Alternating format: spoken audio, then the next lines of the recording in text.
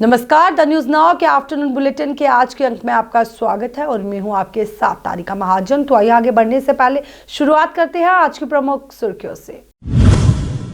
पर्यटकों के लिए खुला एशिया का सबसे बड़ा ट्यूलिप गार्डन, 15 लाख से ज्यादा फूल मोह रहे लोगों का मन। ट्यूलिप गार्डन का किया उद्घाटन उपराज्यपाल मनोज सिन्हा ने।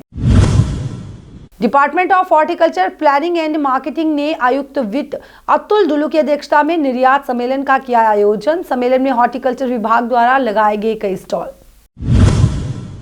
कश्मीर में आतिथ्य क्षेत्र में निवेश की अपार संभावनाएं, कहा बॉलीवुड अभिनेता विवेक ओबेरॉय ने। पूर्व परंपरा के अनुसार परमंडल के ऐतिहासिक तीर्थ स्थलों के लिए 29वीं वार्षिक पवित्र छड़ी यात्रा लक्ष्मी नारायण मंदिर जम्मू प्रसिद्ध संतों द्वारा निकाली गई। छड़ी यात्रा में काफी श्रद्धालु है शामिल।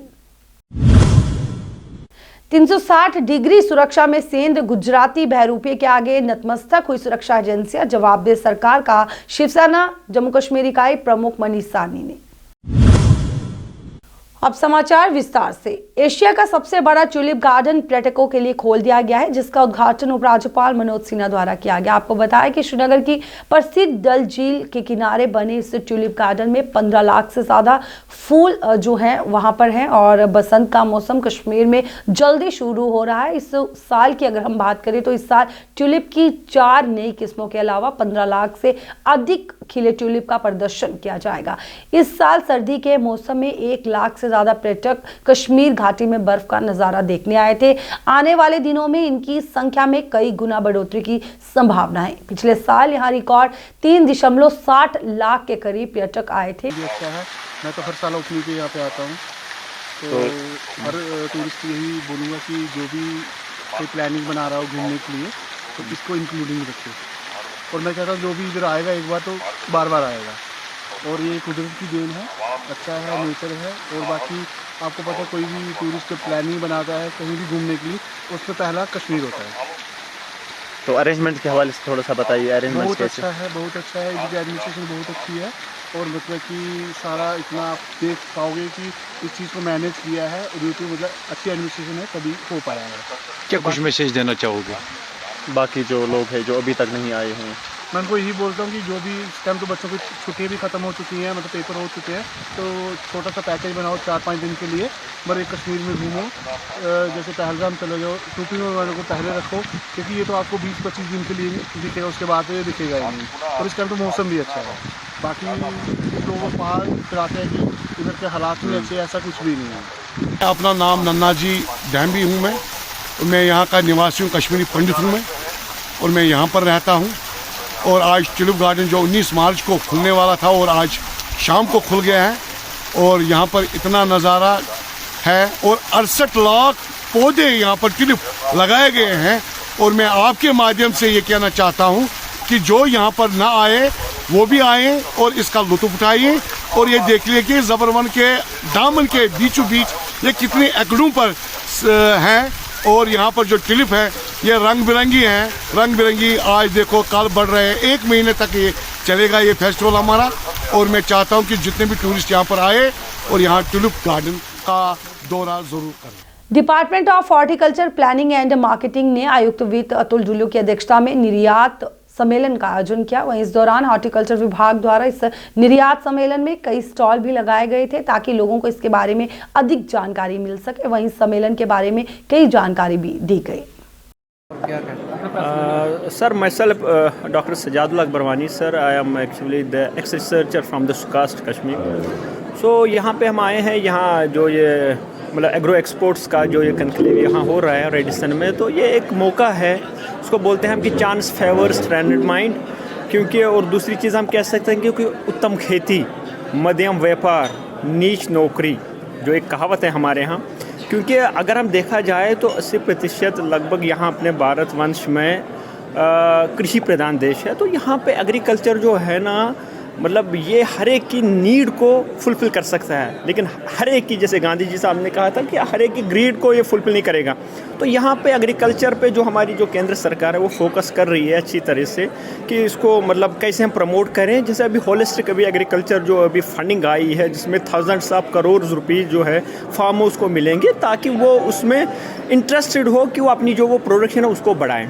तो हमने भी इसी कड़ी में हमारे भी एक FPO चल रहा है यहाँ पे, तो हम एक्चुअली बिलोंग टू पांपोर कर रहे हैं। हमारा सेफ्रॉन है, हमारी स्पाइसेस है, हमारा वेजिटेबल है, तो हम चाहते हैं कि इसमें भी थोड़ा सा हमारे जो एक्सपोर्टर्स है हमारी एक इंटरलिंक मिल जाए तो हम भी ग्रो करें और हमारा जो एक ये जो हमारा जो घाटी का जो एक हमारा। श्रीनगर में पहले अंतर्राष्ट्रीय मॉल की आधारशिला रखे जाने के मौके पर बॉलीवुड अभिनेता विवेक ओबेरॉय ने मीडिया को संबोधित करते हुए कहा कि एमआर एक वैश्विक ब्रांड है जो कश्मीर में बड़े पैमाने पर निवेश कर रहा है। आपको बताएं, उन्होंने ये भी कहा कि वे यहाँ भारी निवेश कर रहे हैं जिससे स्थानीय लोगों के लिए 10,000 से ज़्यादा नौकरियां पैदा होंगी। कश्मीर में बॉलीवुड अभिनेता विवेक ओबेरॉय पहुंचे और उन्होंने इस दौरान ये कहा कि कश्मीर में सिनेमा के खुलने से यहाँ फिल्मों की शूटिंग को भी बढ़ावा मिलेगा। उन्होंने ये भी कहा कि मुझे उम्मीद है कि युवाओं को अपनी प्रतिभा दिखाने के लिए मंच तैयार करेगा। कश्मीरी युवा प्रतिभाशाली, प्यार करने वाले, देखभाल करने वाले और स्वाभाविक रूप से भी आतिथ्य को समझते हैं और आतिथ्य क्षेत्रों में निवेश करने की भी क्षमता रखते हैं। और यहाँ पे हम एक अच्छी प्राइसिंग में, कंफर्टेबल प्राइसिंग में, जहाँ पे लाखों रुपए का आपको खर्चा करना पड़ता है, if you have to go and stay somewhere, Delhi में जाओगे, रहोगे, हॉस्टल में रहोगे, कहीं उधर खाने का पीने का सारी दिक्कतें हैं। यहाँ पे अपने घर पे अपने लोगों के बीच में to study and create high quality teaching and hopefully all India ranking है ना, वादा है ना, जो सबके सामने वादा कर रहे हो। कश्मीरी बच्चे चाहिए यार। हाँ जी, या ऑफ कोर्स, आई मीन अभी आज सुबह मैं उठा, ललित होटल में ठहरा हुआ था, तो दरवाजा खोला, सुबह चाय पीते पीते बाहर देखा, मैंने कहा यार जन्नत है, बीवी की याद आ गई। वीडियो कॉल किया और वाइफ को कहा कि यार असली साथिया तो तुम हो, आ जाओ यहाँ। तो शी सेड कि अब आराम से जाएंगे, इकट्ठे जाएंगे, हॉलीडे मनाने जाएंगे। आप काम से 1-2 दिन के लिए जो जाते हो मुझे पसंद नहीं है। तो फैमिली को क्या पसंद है कि आराम से आओ, रहो 4-5 दिन, 8 दिन। So Vivek ji, Kashmir is known for peace. So will you extend your hand of friendship to Salman from this land? Next question. चले, अपकमिंग फिल्म्स कौन सी है आपकी? यार रोहित शेट्टी के इंडियन पुलिस फोर्स मैंने अभी फिनिश की शूटिंग, बहुत बड़ा मेगा प्रोजेक्ट है अमेजॉन प्राइम के लिए। अभी फिनिश जो किया सुनील शेट्टी के साथ में हमने जो धारावी बैंक शूट की MX player times of India group पे, वो बहुत बड़ी सक्सेस रही।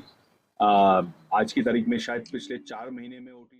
पूर्व परंपरा के अनुसार परमंडल के ऐतिहासिक तीर्थस्थलों के लिए 29वीं वार्षिक पवित्र छड़ी यात्रा आज लक्ष्मी नारायण मंदिर जम्मू के गांधीनगर से सुबह 9:15 पर पूजा अर्चना पूरी विधि पूर्वक तरीके के साथ प्रसिद्ध संतों द्वारा निकाली गई। वहीं इस छड़ी यात्रा में काफी श्रद्धालु जो थे वो शामिल हुए। देखिए, हमारे भारतवर्ष के और खासकर डुग्गर प्रदेश के बड़े ऐतिहासिक तीर्थ स्थान हैं परमंडलोत्तर भैनी। तो परमंडल के लिए आज से 29 साल पहले ये छड़ी यात्रा का प्रोग्राम शुरू हुआ था। सबसे पहले 1 दिन पहले पूजा होती है रणवीरेश्वर मंदिर में, उसके बाद श्री लक्ष्मी नारायण मंदिर में, रघुनाथ मंदिर के बाद, और इसके बाद रास्ते में बाकी मंदिर जो हैं वहाँ कमेटियाँ दर्शन करती हैं और ये प्रस्थान करती है परमंडल के लिए। और इसकी अद्भुत बात ये है, आप जानते हैं कि यहाँ जाना है हमने, वहाँ गुप्त गंगा बहती है, देविका बहती है, और वहाँ पर जो महाराजाओं के टाइम के बड़ी प्राचीन इतिहास है उन तीर्थ स्थलों का। वहाँ पर जाकर हमारे महंत जी के नेतृत्व में ये छड़ियाँ वहाँ पहुँचती हैं और वहाँ पूजन होता है। पूजन के बाद लोगों के दर्शन के लिए वहाँ रखी जाती हैं और पहले नवरात्रि को स्नान के बाद वापस आते हैं। आज के शुभ अवसर पर मैं श्री लक्ष्मी नारायण मंदिर मैनेजमेंट ट्रस्ट की ओर से और धर्म ट्रस्ट के हमारे प्रेसिडेंट यहाँ हैं बलोत्रा साहब, उन सब की ओर से और आदरणीय महंत जी का धन्यवाद करते हुए सबको शुभकामनाएं देता हूँ, मुबारक देता हूँ। आप जानते हैं कि भगवान शिव जब प्रकाश उनका होता है तो उस इलाके के अंदर, उस पूरे उस प्रांत के अंदर, उस देश के अंदर किसी चीज़ की कमी नहीं रहती। और जो इस वक्त काले बादल मंडरा रहे हैं जम्मू कश्मीर के ऊपर पिछले कई सालों से, उनकी कृपा हुई, ये सब के सब छट जाएंगे और यहाँ शांति का माहौल बनेगा। यही प्रार्थना करते हुए अब शरीरों का यहाँ के शिवसेना जम्मू कश्मीर इकाई प्रमुख मनीष सानी ने आज एक पत्रकार वार्ता के दौरान कहा कि जम्मू कश्मीर में अवैध 360 डिग्री सुरक्षा का दावा कितने पुख्ता है, इसकी पोल किरण पटेल के नाम के एक गुजराती बहरूपीय ने जो है वो खोल के रख दी है। इससे गुजराती होने से सुरक्षा एजेंसी और प्रशासन इतना डर गया कि इसका हर हुक्म जो था वो बजाता रहा और इसके बारे में जानकारी जुटाने और जांच तक करना जो है वो मुनासिब नहीं समझा गया। उन्होंने कहा कि बिना किसी जांच के किरण पटेल को तमाम सुविधाएं देने वाले आरोपी अधिकारियों के निलंबन और पूरे घटनाक्रम पर लेकर जो है वो जानकारी देने के सामने जो है उन्होंने ये मांग रखी है कि जल्द से जल्द इस पर जो है वो कड़ी कार्रवाई होनी चाहिए। सेंध लगाई है उसको लेकर है। देखिए, एक तरफ लगातार केंद्र सरकार जो है यहाँ पर 360 डिग्री सुरक्षा देने का वादा करती है, 3 परतीय सुरक्षा यहाँ पर जो है वो तैनात कर दी जाती है। उसके बावजूद एक आम आदमी, एक बहुरूपिया अपना जो है फेक आईडी का इस्तेमाल कर फेक पत्रों का इस्तेमाल कर जम्मू कश्मीर के यहाँ पर तैनात तमाम सुरक्षा एजेंसियों को जम्मू कश्मीर प्रशासन की खिल्ली कैसे उड़ाता है, ये हाल ही के अंदर हमने देखने को मिला जब किरण पटेल नाम का एक आदमी जम्मू कश्मीर के अति संवेदनशील इलाकों में अति महत्वपूर्ण सुरक्षा की दृष्टि से उन इलाकों पर घूमता है Z+ सुरक्षा के साथ, और इसके साथ ही उस LOC का दौरा करता है, कई उच्च अधिकारियों के साथ बैठक करता है। कहीं ये सबसे हैरानी होने वाली ये बात है कि उसके गुजराती होने से जम्मू कश्मीर प्रशासन और सुरक्षा एजेंसियां इतना डर और घबरा जाती हैं कि उसकी जांच पड़ताल तक करना जो है नहीं समझती, जरूरी नहीं समझती। ये तमाम चीजें जो हो गई है, आज की हमारी पत्रकार वार्ता से हम मांग करते हैं कि प्रशासन इसके ऊपर श्वेत पत्र जारी करे, जनता को पता चले। मात्र ये कहने से कि ये एक ठग था, एक बहुरूपिया था, वो हम नहीं मानते, वो हजम होने वाली बात नहीं है, क्योंकि इसने अति संवेदनशील इलाकों का दौरा किया है। जम्मू के उच्च अधिकारियों से क्या क्या इसने बैठकों के दौरान जानकारियां हासिल की हैं, उसकी जांच पड़ताल होनी चाहिए। देखिए, कश्मीर पहले से ही बहुत सेंसिटिव इलाका है, इसकी सुरक्षा के अंदर सेंध को बर्दाश्त नहीं किया जाना चाहिए। और जिन अधिकारियों ने, उच्च अधिकारियों ने इसको सुरक्षा देने में, इसको जानकारियां देने में मदद दी है, उन आरोपी अधिकारियों को तत्काल रूप से बर्खास्त किया जाए, यही हमारी मांग है। आज पत्रकार वार्ता के भाजपा द्वारा आज जम्मू भाजपा कार्यालय में भाजपा अध्यक्ष रविंदर रैना ने बेटी बचाओ बेटी पढ़ाओ अभियान की 1 दिवसीय कार्यशाला का उद्घाटन किया। वहीं इस दौरान पार्टी के कई नेता व कार्यकर्ता भी इस दौरान मौजूद रहे। वहीं इस दौरान बेटी बचाओ बेटी पढ़ाओ पर रविंदर रैना ने विस्तार पूर्वक जानकारी दी कि जन्म दर बेटों की जन्म दर से बहुत कम है, और उस वक्त हमारे देश के माननीय प्रधानमंत्री मोदी साहब ने ये निर्णय लिया कि एक अवेयरनेस कैंपेन, एक जन जागरण पूरे देश में शुरू किया जाए और बेटी बचाओ बेटी पढ़ाओ अभियान उस वक्त शुरू किया गया। उस अभियान के तहत यहाँ जम्मू कश्मीर में भी बड़े पैमाने पर हमारी बहनें काम करती हैं। श्रीमती रेखा शर्मा जी, जो आपने देखा होगा पिछले दिनों रजौरी के ढांगरी गांव में जहां बहुत बड़ा नरसंहार हुआ था, ये उसी गांव की रहने वाली हैं और अधिक वो जो उस नरसंहार का शिकार लोग हो गए थे सभी इनके ही सगे संबंधी हैं, और ये पिछले कई वर्षों से इस बेटी बचाओ बेटी पढ़ाओ अभियान में यहाँ काम कर रही हैं। इससे पहले श्रीमती प्रिया सेठी जी इस अभियान की चेयरपर्सन थी, और पूरे जम्मू कश्मीर के अंदर जो हमारी बहनें हैं इस अभियान को बड़ी मजबूती से आगे बढ़ा रही हैं। और हमने देखा है यहाँ भी कहीं कोई दिक्कत परेशानी आए तो हमारी ये बहनें जो बेटी बचाओ बेटी पढ़ाओ अभियान के तहत काम करती हैं, इन्होंने बहुत मेहनत की, महिलाओं का सशक्तिकरण, महिलाओं को, बेटियों को न्याय मिले, इसके लिए ये काम कर रही है। केंद्रीय संचार ब्यूरो, सूचना और प्रसारण मंत्रालय, भारत सरकार अन्य के 5.5 रिजॉर्ट मरोल सीमा क्षेत्रों में 2 दिवसीय एकीकृत संचार और आउटरीच कार्यक्रम आज़ादी का अमृत महोत्सव G20 और अन्य केंद्रीय प्रायोजित योजनाओं का आयोजन कर रहा है। आपको बताएं कि इस कार्यक्रम का उद्घाटन जिला जम्मू में रजनी बाला KS ब्लॉक डेवलपमेंट ऑफिसर अन्य द्वारा किया गया। कार्यक्रम का उद्देश्य विभिन्न विभागों द्वारा कार्यान्वित की जा रही भारत सरकार की अलग अलग योजनाओं का प्रचार करना है। G20 शिखर सम्मेलन के संबंध में उन्होंने परिसंपत्ति वर्ग के रूप में बुनियादी ढांचे के अलग अलग पहलुओं पर प्रकाश डाला। कई बार हमने ये भी देखा था कि जो बॉर्डर एरियाज होते थे, जैसे पुंछ के कुछ एरियाज स्पेशली उसमें हाईलाइट हुए थे, या कश्मीर के कुछ एरियाज थे और अरनिया जैसा एरिया था। यहाँ पे अगर आप देखेंगे तो 1970 की दिहाई में अराजकता का थोड़ा सा माहौल क्रिएट करने की कोशिश की गई थी हमारे दुश्मनों के द्वारा। यहाँ का रेडियो पे कनेक्शन जो था वो नहीं आता था, लेकिन पाकिस्तान रेडियो या पाकिस्तान दूरदर्शन वो जल्दी पकड़ता था। आपको ज्यादा मेरे से ज्यादा मालूम होगा। तो सरकार को कहीं ना कहीं ये लगता था कि ये जो प्रोपागेंडा हमारे पड़ोसी देश के द्वारा चलाया जा रहा है, इस प्रोपागेंडा से भी हमारे देश में बहुत सारी प्रॉब्लम्स क्रिएट हो सकती थी, जो उनका मकसद था। तो इस वजह से उन्होंने एक डिपार्टमेंट का गठन किया जिसका नाम डायरेक्टरेट ऑफ फील्ड पब्लिसिटी हुआ करता था।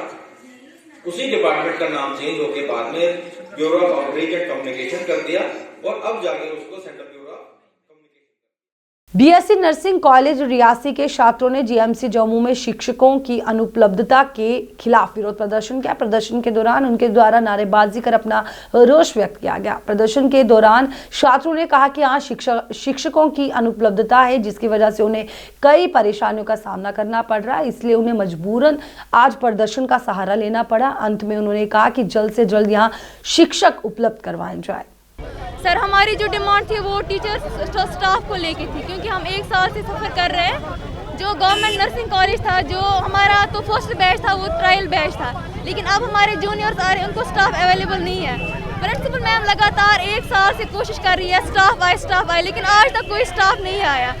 ना हमारे पास लैब है, ना हमारे पास लाइब्रेरी है, कोई भी फैसिलिटी हमें नहीं है। सर, हमने 70,000 जो फर्स्ट ईयर था, उन्होंने 70,000 पे फी किया BSc के लिए। जब भी हम कुछ करते हैं हमें डायरेक्ट हॉस्पिटल भेजा जाता है, क्योंकि अपील करना चाहेंगे एडमिनिस्ट्रेशन। हाँ, एडमिनिस्ट्रेशन को ये, अगर एडमिनिस्ट्रेशन हमें हैंडल नहीं कर सकती तो कोई जरूरत नहीं थी नया कॉलेज देने की। एटलीस्ट वो जो पुराने कॉलेज थे उनको ही एडजस्ट करने, एकोमोडेशन उनकी ही बढ़ाते, जरूरत नहीं थी नया कॉलेज एस्टैब्लिश करने की। जो पुराने कॉलेज थे उनमें हम मर्ज हो जाते, उनमें ही हम एकोमोडेशन बढ़ाते, उनमें हम एडजस्ट होती, कोई जरूरत नहीं थी नया कॉलेज बनाने की। आफ्टरनून बुलेटिन के आज के अंक में बस इतना ही। मुझे दीजिए इजाजत। नमस्कार।